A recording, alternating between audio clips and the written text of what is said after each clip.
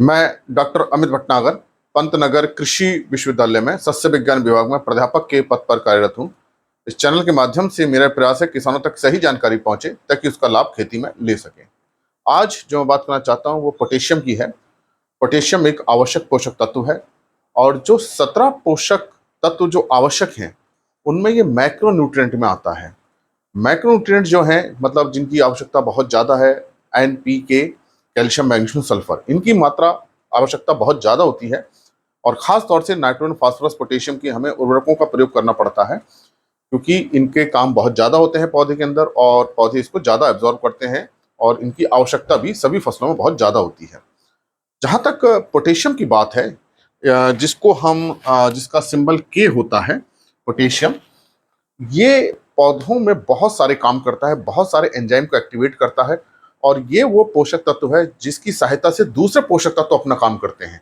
अगर पोटेशियम की कमी होती है तो जो दूसरे तत्व हैं, चाहे नाइट्रोजन है, phosphorus, calcium, magnesium, sulphur, zinc, copper, जितने भी दूसरे तत्व हैं, वो अपना काम सही ढंग से कर नहीं पाते। तो अगर पोटेशियम की कमी है तो हम कोई भी दूसरी खाद दें, वो खाद पौधे को वो पूरी नहीं मिल पाएगी, मतलब पूरी तरह से काम नहीं कर पाएगी पौधे के अंदर जो उसके पोषक तत्व होंगे। नाइट्रोजन अपना काम पूरी तरह से नहीं कर पाएगा, फास्फोरस अपनी तरह से पूरा नहीं कर पाएगा। फास्फोरस का काम है जड़ों को ग्रोथ देना, ताकत बनाना, उसके अंदर ये काम सही ढंग से नहीं हो पाएगा। इस तरह से नाइट्रोजन का काम है क्लोरोफिल बनाना, उसमें पौधे का विकास करना, वेजिटेटिव ग्रोथ होना, वानस्पतिक वृद्धि होना, ये नाइट्रोजन पे अपना काम सही ढंग से नहीं कर पाएगी। कोई भी पोषक तत्व जो अपना काम कर रहा है वो बिना पोटेशियम के अपना काम परफेक्टली नहीं कर सकता।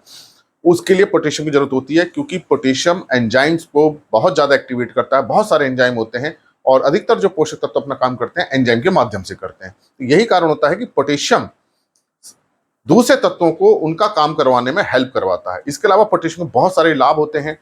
जो फोटोसिंथेसिस बनता है पौधों के अंदर, जो सूक्ष्म पदार्थ बनता है ड्राई मैटर, वो दाने तक पोटेशियम के माध्यम से ही जाता है। तो जो दाने का आकार बढ़ता है, जो हमारी उपज दानों की मिलती है, वो पोटेशियम की वजह से होती है।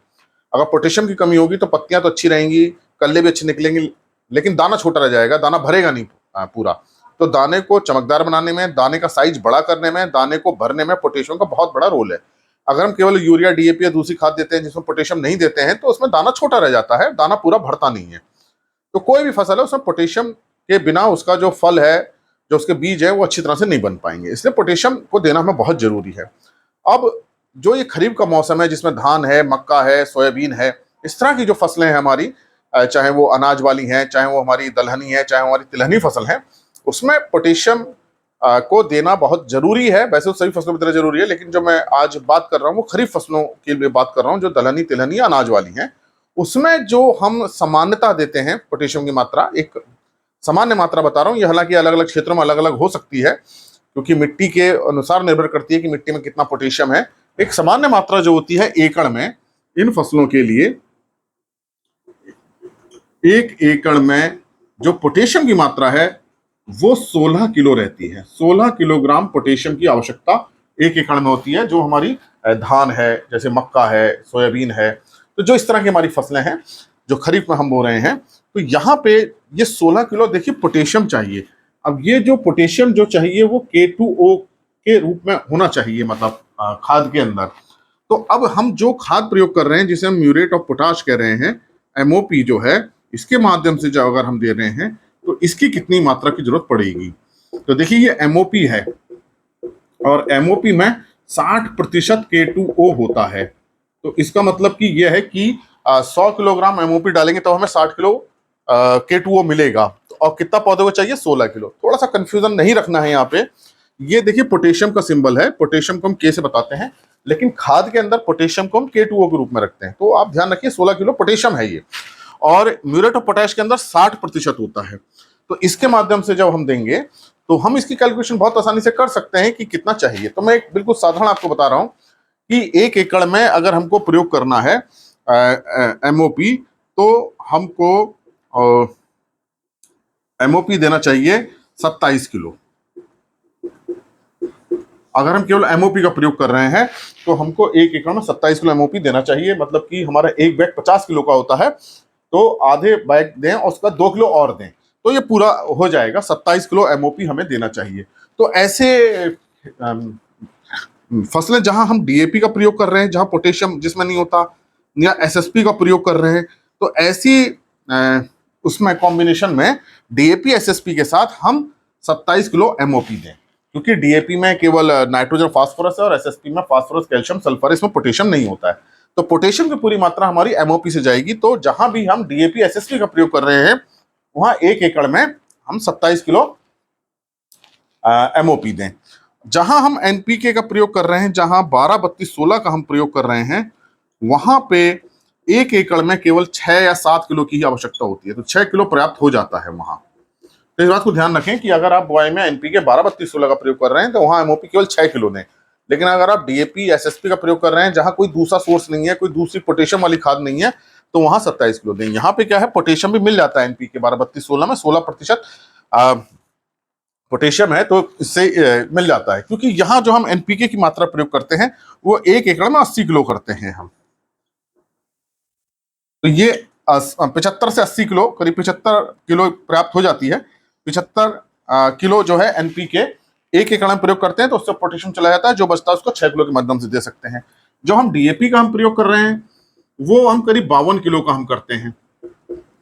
तो 1 एकड़ में जो हम 52 किलो डीएपी प्रयोग करते हैं तो हमें फिर 27 किलो एमओपी देने की आवश्यकता होती है। इसी तरह से अगर हम एसएसपी का प्रयोग कर रहे हैं तो वहां पे हमें फिर एमओपी 27 किलो देनी चाहिए। तो ये आप कॉम्बिनेशन समझ गए होंगे कि क्या हमारा कॉम्बिनेशन होना चाहिए एमओपी का।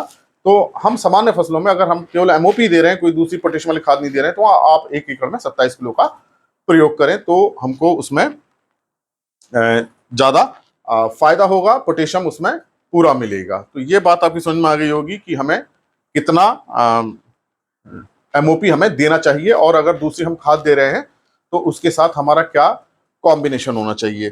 तो एसएसपी अगर हम दे रहे हैं तो देखिए एसएसपी में 16% केवल फास्फोरस होता है, तो उसके अनुसार हम कैलकुलेशन करके देते हैं।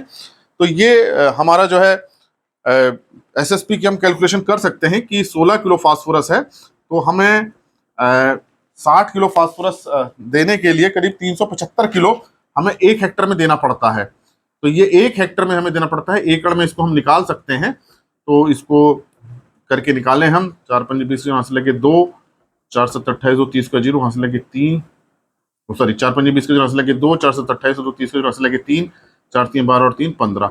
तो हमें जो एसएसपी देनी पड़ेगी वो 150 किलो देनी पड़ेगी 1 एकड़ में। तो ये मैंने आपको एक अपना तरीके से करके निकाला है, तो आप इस पर ध्यान ना दें। इस पे आप ध्यान दें कि डीएपी हमें 52 किलो देना है 1 एकड़ में, तब हमको 27 किलो एमओपी। एसएसपी हम 150 किलो दे रहे हैं तो हमें 27 किलो एमओपी, और एनपीके हम 75 किलो दे रहे हैं तो 6 किलो एमओपी की आवश्यकता होगी। तो ये जो मैंने निकाला है, ये मैंने इस हिसाब से निकाला है कि 60 किलो हम फास्फोरस दे रहे हैं और 16% होता है, तो 1 हेक्टर में 375 किलो एसएसपी की जरूरत होगी, तो और 1 एकड़ में 150 किलो की जरूरत होगी। तो ये एक तरीका है निकालने का। मैंने इस पर भी बहुत न्यूमेरिकल है, आप देख सकते हैं कैसे निकाले जाते हैं, लेकिन एक साधारण तरीके से आप ये समझ सकते हैं कि हम कितना हम एमओपी दें। तो सीधी सी एक साधारण सी बात है कि हम 16 किलो पोटाश के लिए हमें 27 किलो एमओपी देने की आवश्यकता होती है। तो ये आप जरूर दें। अगर आप पोटेशियम की कमी रखेंगे या नहीं देंगे तो पौधा तो उगेगा लेकिन अपना काम सही ढंग से नहीं कर पाएगा, जिससे कि बीज छोटा बनेगा। चाहे वो मक्का है, चाहे वो धान है, चाहे वो सोयाबीन है, बीज छोटे रहेंगे, सुगड़े रहेंगे, पूरा आकार नहीं ले पाएंगे, जिससे कि उपज हमें कम मिलती है। तो इस बात को अगर आप ध्यान रखते हैं पोटेशियम का, तो निश्चित रूप से आपको अच्छी फसल मिलेगी, अच्छा उत्पादन मिलेगा, अच्छा लाभ होगा। इसी प्रकार के लेक्चर्स को देखने के लिए कृषि किसान प्लेलिस्ट देखिए, जिसमें खासतौर से मैंने लेक्चर किसान भाइयों के लिए अपलोड किए हैं। बहुत सारी और भी प्लेलिस्ट हैं एग्रीकल्चर के कोर्सेज से रिलेटेड, आप उनको भी देख सकते हैं। और अगर चैनल सब्सक्राइब नहीं किया तो सब्सक्राइब कीजिए। धन्यवाद।